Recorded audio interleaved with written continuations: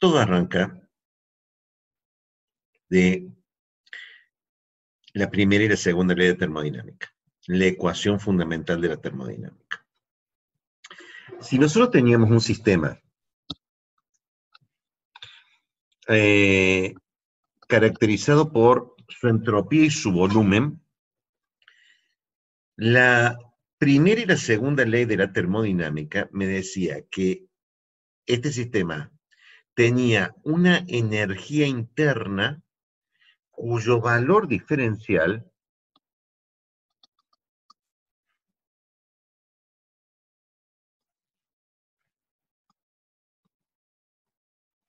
podía ser descrito por esta expresión o por, dado que está involucrada la entropía, tenía que haber un término de generación de entropía por irreversibilidad o tener que plantearlo como una desigualdad. O sea que estrictamente este era menor o igual que de diferencia de ese. Ahora analicemos el siguiente problema. Ese sistema que tiene esa entropía y ese volumen, si estuviera constituido por un número de moles del componente 1 de 5 mol y tuviera un siguiente sustancia que tuviera 100 moles y estuviera a la misma entropía y volumen que el sistema anterior, ¿tendría la misma energía de un sistema que tuviese una entropía, la misma entropía y el mismo volumen, pero que tuviese un número de moles de N1 de 100 moles y de la especie 2 tuviera 5 moles? Todo indica de que la energía interna de estos dos sistemas que tienen la misma entropía y el mismo volumen, la energía interna tiene que ser distinta. Porque la energía interna estaba constituido por la energía acumulada en las longitudes de enlace, en los ángulos de enlace y en las interacciones de las moléculas. Y el hecho de tener más moléculas del tipo 1 en un sistema y más moléculas del tipo 2 en el otro sistema, que tienen ángulos y distancias de enlace e interacciones moleculares distintas, va a hacer que su energía interna sea distinta. O sea que no me basta con decir que la energía interna es función de la entropía y el volumen, como les pueden haber dicho por allí en algún rumor que pueden haber recibido en otra época de su vida. La verdad es que también debe depender de cuántos moles relativos hay de cada una de las especies. O sea que la energía interna tiene que ser una función no solamente de la entropía y el volumen, como lo predice la primera y segunda ley de termodinámica reunido, sino también de los Ni moles que tenga este sistema. Fíjense que yo no estoy diciendo que dependa del número total de moles, porque la energía, esta energía es extensiva. Así que siempre va a depender de el número total de moles. Lo que yo me estoy refiriendo es que depende de las proporciones relativas de los moles de las distintas especies que lo conforman, lo cual significa que indefectiblemente el sistema no está puro. O sea, no está constituido por una sola sustancia, está constituido por más de una sustancia. ¿Cuántas sustancias? NC, porque I varía desde 1 hasta NC, el número de componentes. A partir de acá, y una vez que conceptualmente podemos afirmar de que la energía interna de un sistema depende de la entropía y el volumen, porque son sus variables naturales, y los números de moles de cada una de las especies, lo cual significa que la energía interna es función de... ¿De cuántas variables depende la energía interna? ¿De 2 o de 3? De 2, no. De 3, tampoco. No se olviden que en esta nomenclatura compleja del ingeniero Macaño, N sub I son NC variables, ¿no? O sea que está dependiendo, así como el criterio que se había planteado en otra materia, en termodinámica, donde toda variable podía ser puesta en función de dos variables termodinámicas, cualesquiera, esta comprensión de que depende de los números de moles de cada una de las especies del sistema, me amplía el número de variables diciendo que ahora tiene que depender de NC más dos variables. Si esto es así, entonces, si la energía interna es función de entropía, el volumen y el número de moles, admite un diferencial. ¿A qué será igual el diferencial de E? Será igual a la derivada de la energía interna con respecto a la entropía, manteniendo el volumen y los números de moles de todas las especies constantes, diferencial de S, más la derivada parcial de la energía interna con respecto al volumen, manteniendo la entropía y el número de moles constante, diferencial de volumen, más, dado que no hay una sola NI, sino que hay muchas NI, no se deben olvidar de que esto debería ser la derivada de la energía interna con respecto al número de moles, manteniendo S, B y NJ constantes, donde NJ quiere decir que mantengo constante los números de moles de todas las demás especies, excepto I, diferencial de NI, pero no hay una sola derivada de este término. Hay tantas como especies tenga.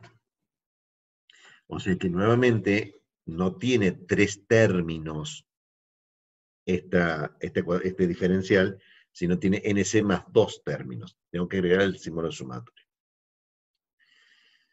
Siguiendo una honrosa tradición, le vamos a dar nombre a estas derivadas. Ya dijimos que esta derivada tenía un nombre muy particular. Colorcito. Esta derivada tenía un nombre particular.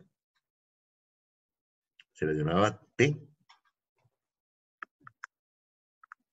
¿Y por qué se la llamaba T? Pues porque era esto.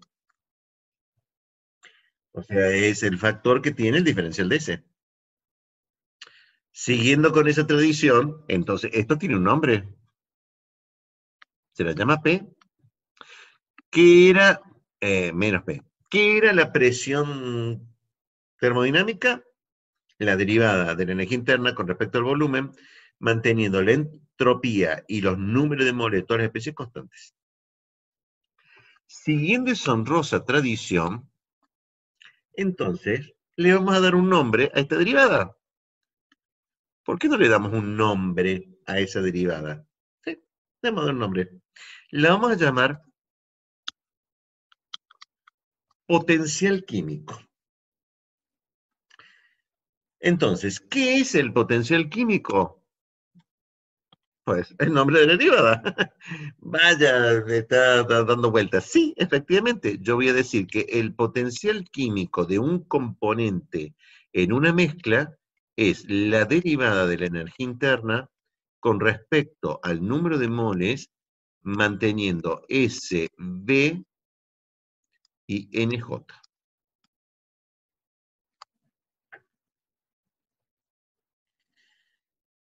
No admito esta definición. Esto es una definición. El nombre que le doy a esta derivada. ¿Qué es? ¿Para qué sirve? ¿Cómo se usa? Todo lo demás son consecuencias de una mera definición. El darle el nombre a esta derivada.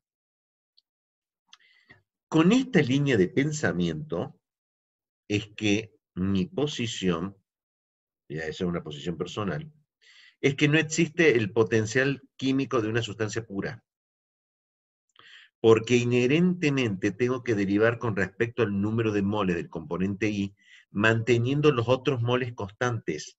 O sea que indefectiblemente el potencial químico está asociado a una mezcla, a un sistema compuesto por más de un componente.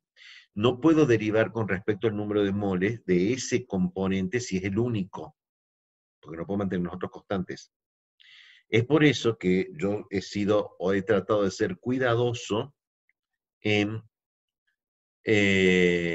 termodinámica de no expresarles en ningún momento, y vean mis grabaciones, tengo la prueba de, ahí está señalado así, de que jamás he hablado de potencial químico en termodinámica para sustancias puras.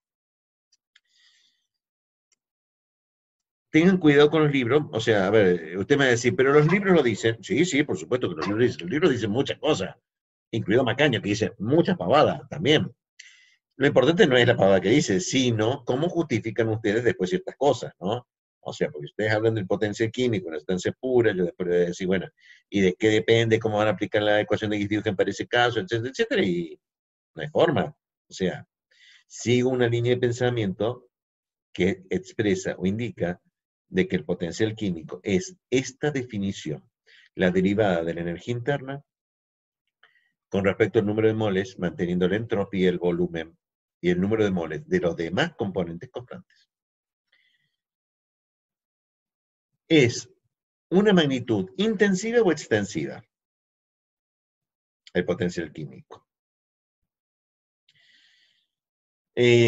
Siguiendo el análisis del diferencial de tengo que primero preguntarme si esta energía es la magnitud intensiva o la extensiva o la intensiva asociada. En este análisis, y tal como arranco, indefectiblemente es la magnitud extensiva. Vimos en alguna época también de que siempre podíamos aplicar las magnitudes intensivas, a intensivas asociadas, etcétera, etcétera. Tenemos que tener cuidado porque en físico-química no es tan así. Tenemos que ver en qué condiciones y en qué casos podemos decir que esta expresión es lo mismo para una magnitud extensiva que una intensiva. Por ejemplo, la primera clase, es crítica. Todo esto está en extensivo.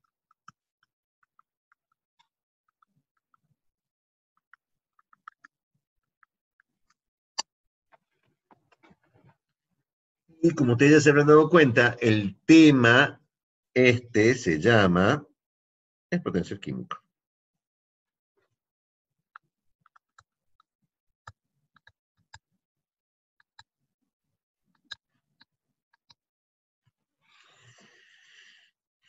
Pero no termina acá, o sea, me falta bastante.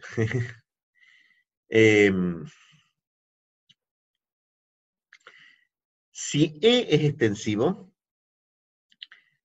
la temperatura o su derivada, la derivada de la energía interna con respecto a la entropía manteniendo el volumen y número de moles constante, es una magnitud intensiva, porque la temperatura era intensiva sin ningún lugar a duda. Lo cual quiere decir que la entropía es extensiva. Que en este término más, la presión es intensiva. Así que el volumen es la magnitud extensiva. Con ese razonamiento tengo que ver cuál de los dos, si el potencial químico o el número de moles que está en la diferencial, es extensivo y el número de moles es conceptualmente extensivo. Así que no queda más remedio que decir que el potencial químico es intensivo. O A, no existe un potencial químico extensivo. ¿Perdón? Sí, de la misma forma que ni la temperatura ni la presión tienen una variante extensiva, el potencial químico no tiene una variante extensiva. Es inherentemente intensiva esta variable. ¿Por qué es? La energía interna variable extensiva dividido número de moles. O sea, es una energía interna por unidad de mol. Es intensiva. Por eso es que hay que tener cuidado porque no existe la variable extensiva del potencial químico. Es por definición la derivada de la energía interna, propiedad extensiva con respecto al número de moles, manteniendo SB y NJ constantes, todos extensivos, para darme una propiedad intensiva llamada potencial químico. Bien. Entonces, veamos qué es lo que está pasando. Entonces, siguiendo con el tema del potencial químico, acabo de expresar la ecuación, la primera y la segunda ley reunidas de la termodinámica para sistemas cerrados, porque estaba así, que era que el diferencial de la energía interna es igual a T diferencial de S menos P diferencial de B más la sumatoria de mu sub i diferencial de Ni. Esta ecuación decía muchas cosas. Primero, que las variables estaban en función, las variables independientes son Ns más 2. Las variables independientes son entropía, volumen y número de moles. Todas las demás variables tenían que ser puestas en función de esas Ns más 2. O sea que el potencial químico, estoy diciéndolo allí, no lo estoy escribiendo por una cuestión de espacio, pero lo que estoy diciendo es que las variables independientes son Ns más 2. Que el potencial químico funciona de la entropía, el volumen y los números de moles. Entonces, si estas son las magnitudes extensivas, veamos qué pasa cuando trato de hacerlo o vincularlo con las magnitudes intensivas asociadas. Esto es, la energía interna es igual al número total de moles por la energía interna molar. La entropía es igual al número total de moles por la entropía molar, porque la propiedad molar, la propiedad intensiva asociada, es la propiedad dividido el número total de moles. El volumen es igual al número total de moles por el volumen molar, y el número de moles del componente I tiene una variable asociada que se lo denomina fracción molar, porque fracción molar es el número de moles de la especie I dividido el número total de moles. O sea que estas expresiones lo que están vinculando son las propiedades extensivas con las intensivas asociadas. O sea, la magnitud intensiva asociada al número de moles del componente I es su fracción molar. Es fuerte lo que yo dije. Es el origen de todos nuestros problemas. Fíjense que sale naturalmente que la fracción molar es la magnitud intensiva asociada al número de moles del componente I. Nosotros heredamos desde química general todos los problemas de soluciones, de todos los problemas de medir composición. Y sabemos que para medir la composición nosotros tenemos la densidad del componente, la concentración molar, la normalidad, la formalidad, el porcentaje en peso, el porcentaje en volumen, la fracción molar y el volumen, y vamos a ver un par más que también hay. Pero de toda esa unidad de concentración, la fracción molar destaca sobre todas ellas. Y a partir de esto, y por esta ecuación, vamos a ver que vamos a arrastrar gran parte, no todo, gran parte de físico-química con la fracción molar. O sea que eso sí nos introduce un cambio con respecto a química general, porque en química general medíamos la composición, etcétera, etcétera. Pero por este pequeñísimo detalle, hay una natural ventaja en escribir todas las expresiones de físico-química con la fracción molar. O sea que si tenemos que hacer alguna otra unidad, vamos a llevar a otra unidad a fracción molar, por este problema. Esta última ecuación. Dicho esto, para insertar una ecuación de arriba voy a calcular los diferenciales. O sea, aquí sería igual el diferencial de E. Y si es igual a un producto, es la suma de dos términos. O sea, va a ser igual a N por diferencial de E molar más E molar diferencial de N. El diferencial de entropía es N por diferencial de S molar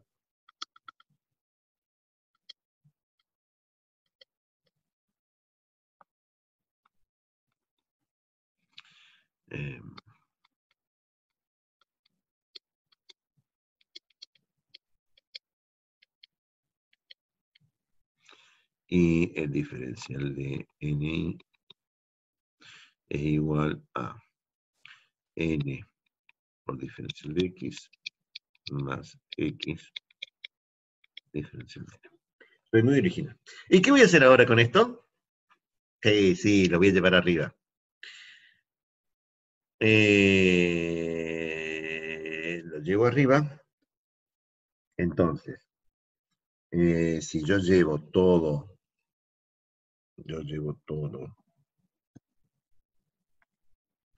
o sea, llevo esto ahí, esto ahí, esto ahí y esto ahí, me queda que N diferencial de molar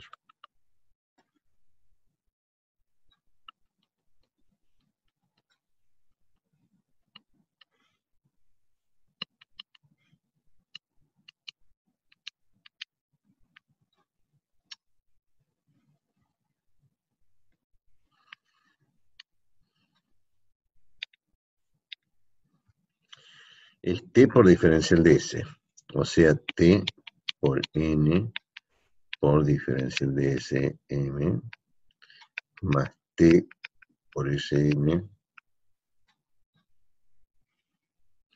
menos P por N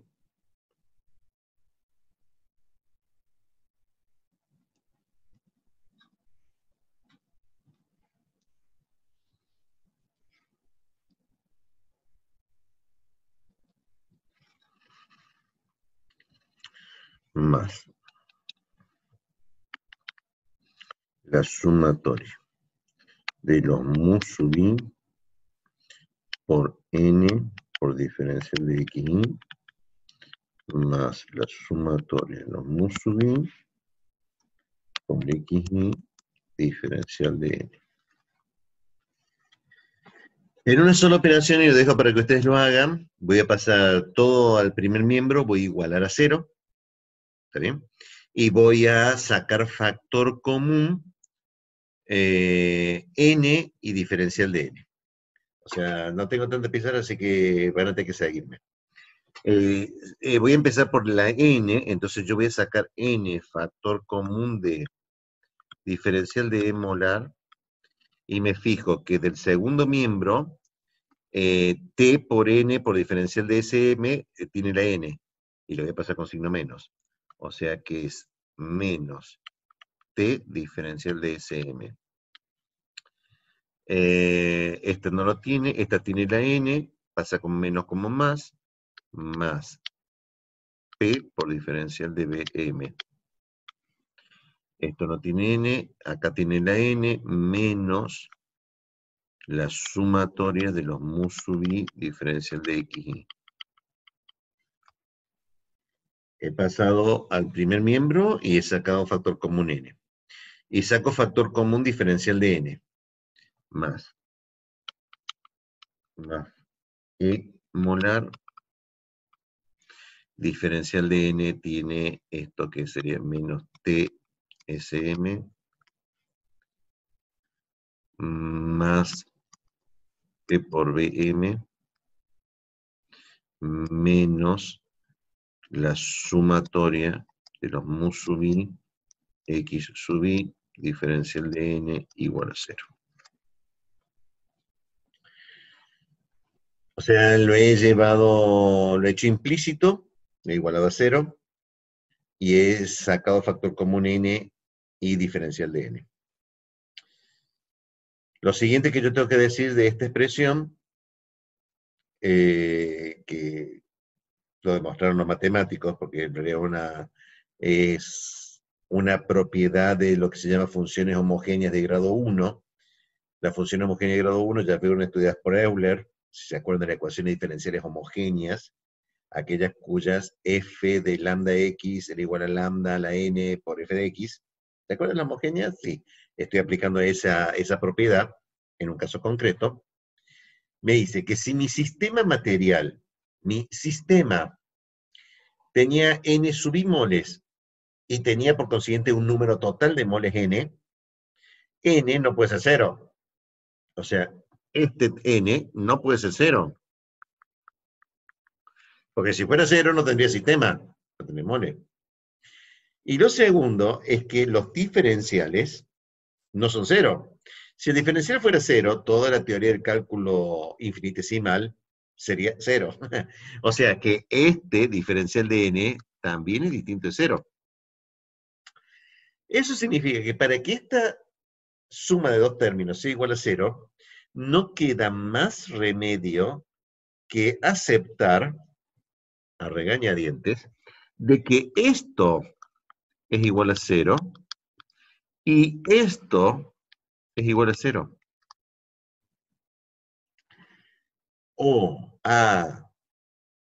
Si eso es igual a, si esos dos factores son iguales a 0, para que todo me 0, entonces lo que usted me está diciendo, ingeniero, que el diferencial de E molar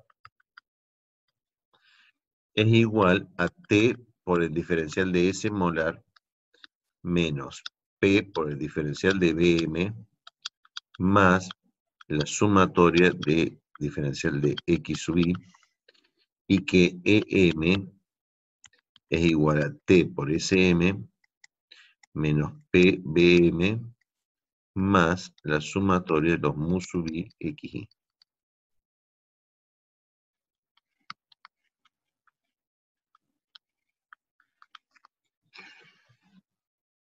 Vaya.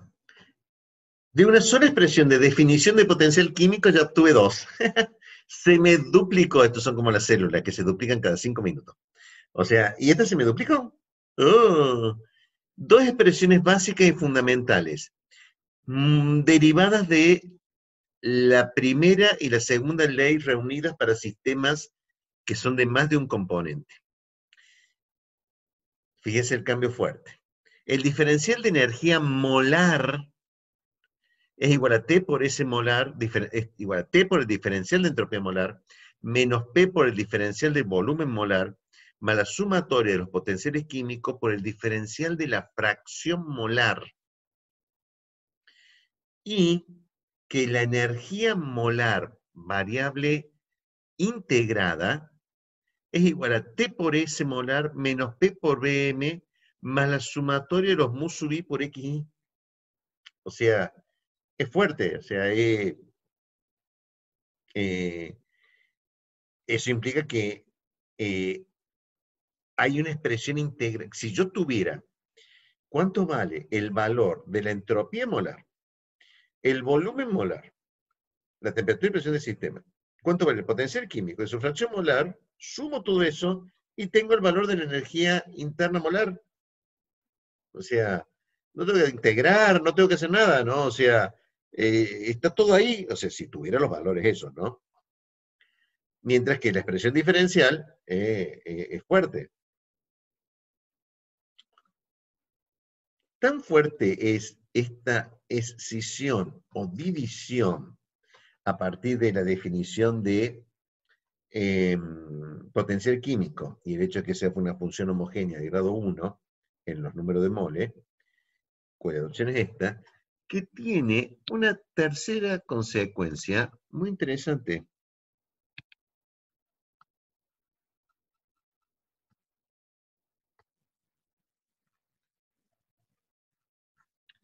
Ay, no quiero borrar todo porque si no, vete que volver a escribir todo de vuelta. Y no sé qué es lo que lleva menos tiempo.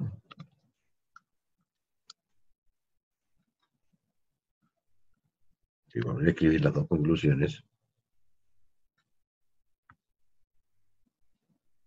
Bueno, eso lo borro.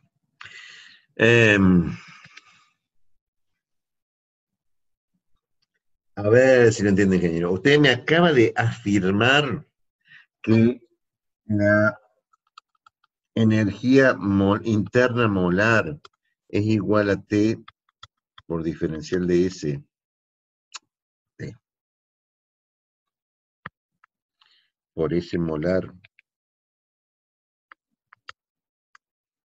menos P por B molar más la sumatoria de los potenciales químicos por X sub I. Si usted me hace esa afirmación de esa expresión integrada, entonces esa expresión admite un diferencial. O sea que, viéndola tal como está, el diferencial de E molar es igual a T por el diferencial de S molar menos S molar más S molar diferencial de T menos P por el diferencial de B molar menos B molar diferencial de P más la sumatoria de los mu sub I diferencial de XI más la sumatoria de los X sub I diferencial de mu sub I. Porque admite un diferencial. Se puede diferenciar. Pero entonces no lo entiende, ingeniero. El diferencial de energía interna molar es esta expresión o es esta expresión. Póngase de acuerdo. Porque no son iguales. Pero si no son iguales, y todo indica de que sí, son iguales. Porque ambas son expresiones del diferencial de energía interna molar. ¿Eso significa que los puede igualar? Y sí, porque ambos son el diferencial de energía interna molar. Eso significa entonces que lo voy a tener que escribir todo de vuelta. T por diferencial de S molar más S molar diferencial de T menos P diferencial de B molar menos B molar diferencial de P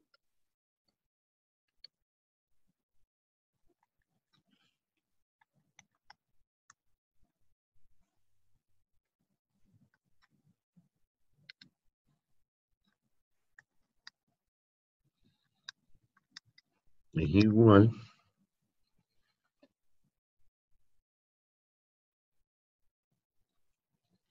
a T diferencial de S molar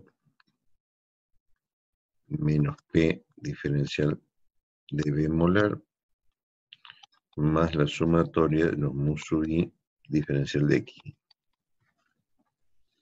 Y si estos dos son iguales, entonces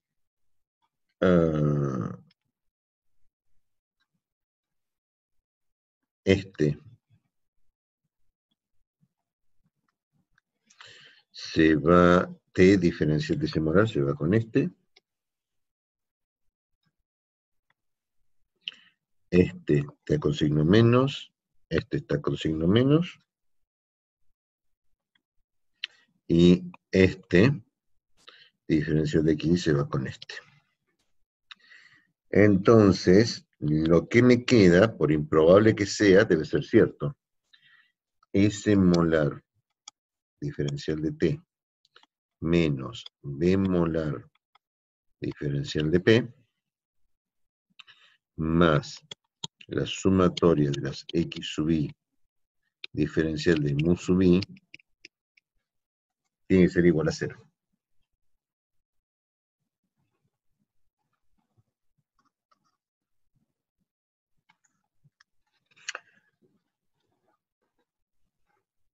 Estás reproduciendo a una escala exponencial. O sea, de 2 se divide en 2, pero esta vez no se dividió en 2, se sacó una hermana más. O sea que de una simple expresión de definición de potencial químico, yo puedo obtener 3 expresiones fundamentales. El valor del diferencial de la energía interna molar, la primera y la segunda ley de la termodinámica reunidas, que dice que T diferencial de C molar menos P por diferencial de D molar, más la sumatoria de potencial químico por el diferencial de la fracción molar. La expresión integrada de la expresión anterior, la llamamos así, aunque en realidad para demostrarla no he tenido que integrar nada, la llamo integrada porque no tiene diferenciales, más una tercera relación extremadamente importante que fue desarrollada inicialmente por 2 científicos que se llamaron Gibbs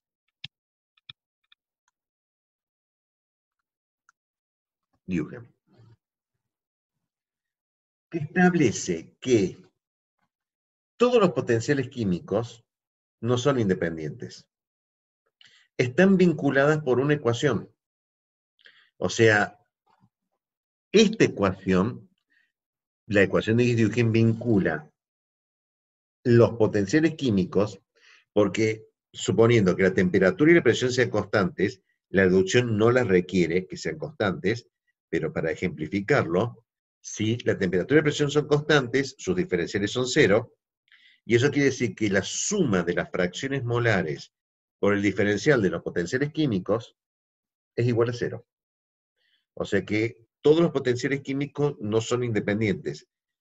Igual que todas las fracciones molares no son independientes, porque la suma de las fracciones molares debe dar 1.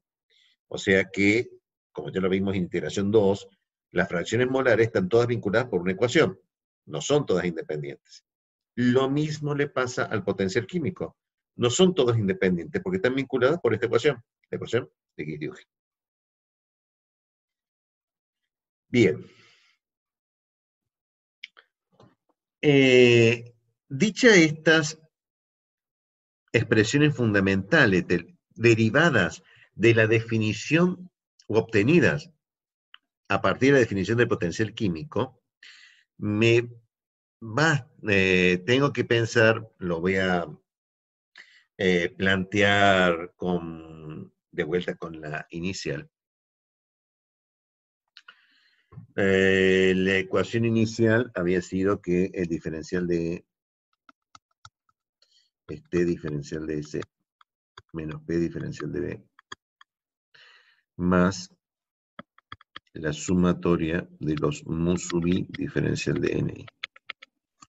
La ecuación origen de todos nuestros problemas. La primera y la segunda ley de la termodinámica reunidas.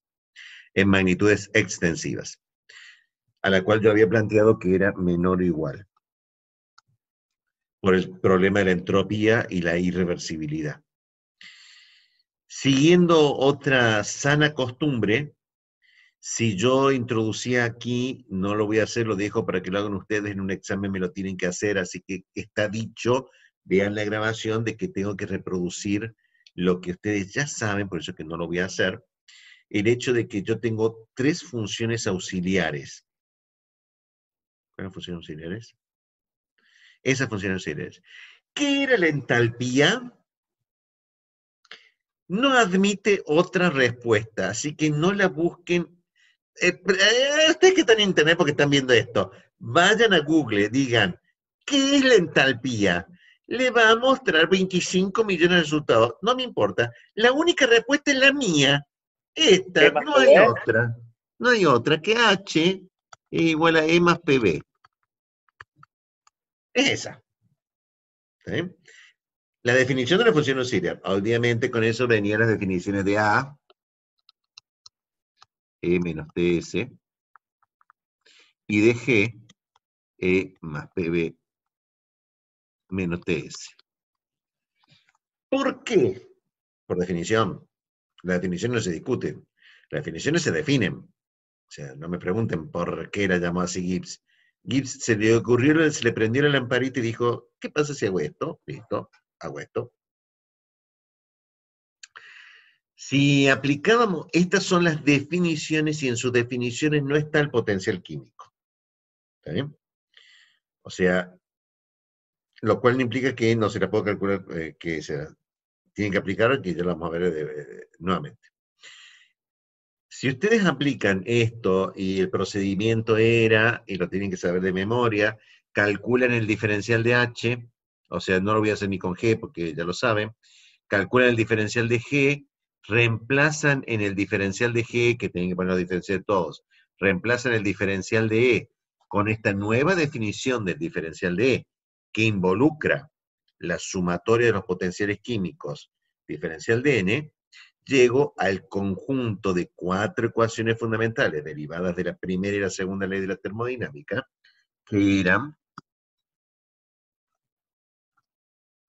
y van a ser, diferencial de H es menor o igual a T diferencial de S más B diferencial de P más la sumatoria de mu sub I diferencial de NI, que el diferencial de A es menor o igual a menos S diferencial de T menos P diferencial de B, porque tienen que ser las dos negativas, más la sumatoria de mu sub I diferencial de NI, y que el diferencial de G es menor o igual a menos S diferencial de T, más B diferencial de P, más la sumatoria de mu sub I diferencial de NI.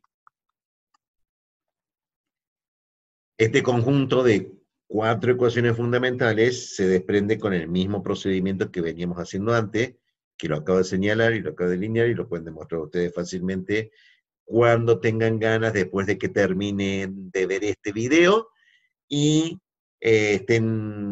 total están cenando ahora, así que no me vean que van a cenar. O sea, están cenando porque yo no los veo, o sea que pueden comer tranquilamente mientras no me abran video y no queden escrachados de ahora para siempre, de que estaban cenando mientras estaban escuchando esta clase de físico-química. Y cuando terminen de cenar, se ponen a hacer esta traducción que es una pavada.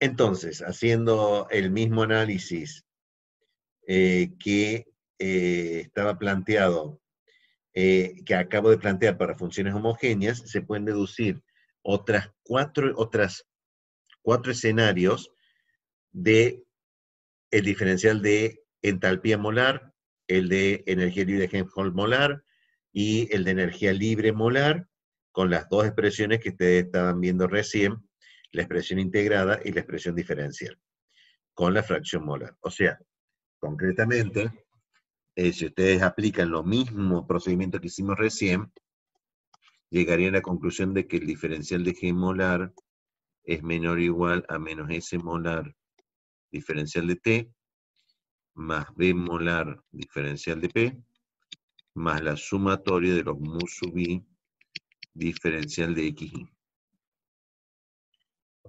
Lo que tengo que hacer es cambiar los números molares por la fracción molar. ¿Está bien?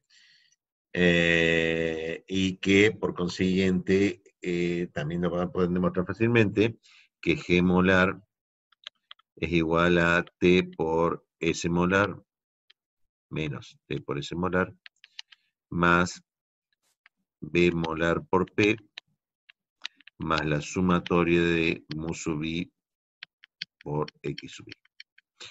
No vayan a olvidarse la I del mu del potencial químico porque es el potencial químico de un componente en la mezcla. Y por consiguiente admite la ecuación de Gibbs-Duhem, entonces lo que se calcula en la ecuación de Gibbs-Duhem le va a dar esto.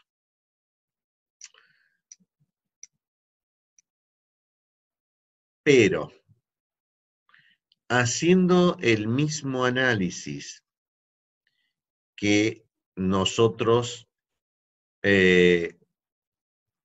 habíamos planteado para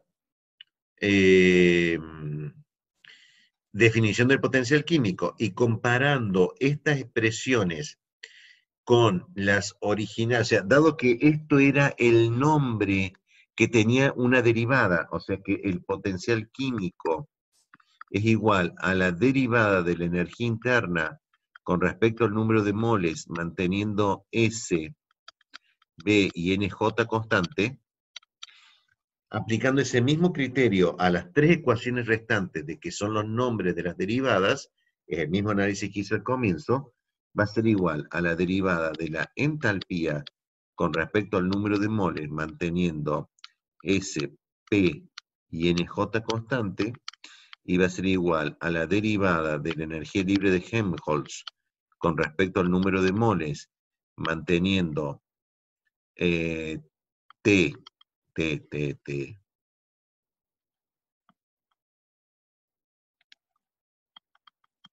B y NJ, y va a ser igual a la derivada de la energía libre de Gibbs con respecto al número de moles, manteniendo T, P y NJ constantes.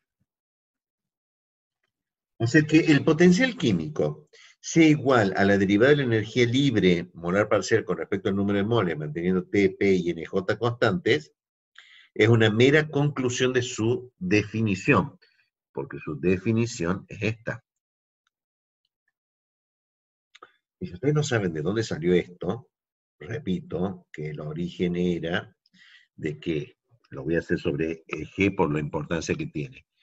Me está diciendo que, esta ecuación me está diciendo que G es función de T, P y NI.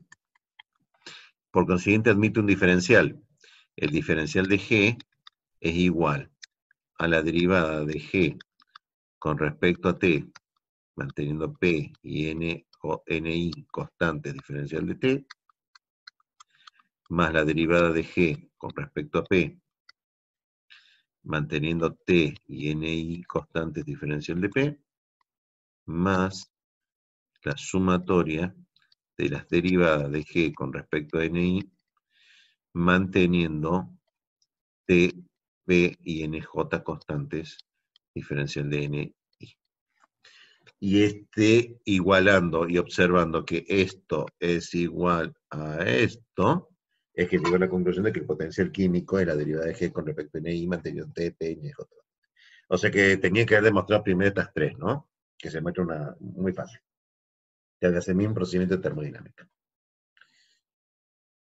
Bien. O sea que en conclusión, el potencial químico es la derivada de la función termodinámica, magnitud extensiva, con respecto al número de moles, manteniendo sus variables naturales y NJ constantes. ¿Lo dije muy rápido? Vuelvan a ver la grabación, porque esa frase la tienen que decir así, no queda otra. O sea, no tomaron nota, el ingeniero Macaño dijo, bueno, van a tener que hacer un apunte y no buscar los apuntes de Emilio, que son muy buenos, pero que no sirven para nada, y volver a tener esto, ¿no? O sea, bien.